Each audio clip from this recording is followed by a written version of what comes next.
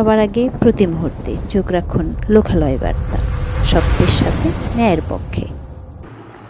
আসসালামু আলাইকুম।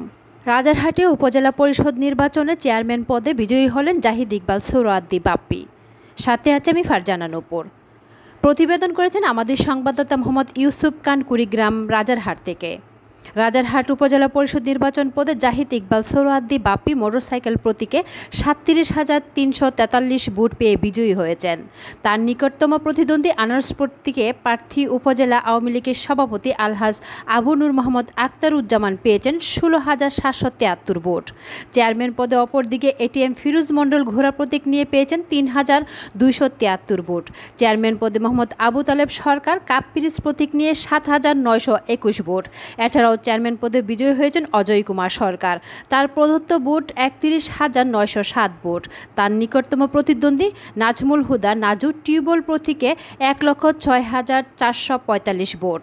আশিকুল ইসলাম মণ্ডল সাবু মাইক প্রতীক নিয়ে 9,041 ভোট। আব্দুল ওয়াহেদ সরকার তালা প্রতীক নিয়ে 8,712 ভোট। এদিকে মহিলা ভাইস চেয়ারম্যান পদে হাঁস প্রতীকে নিয়ে বিজয়ী হয়েছেন ফারজানা আক্তার। তার প্রদত্ত ভোট 29,751 ভোট।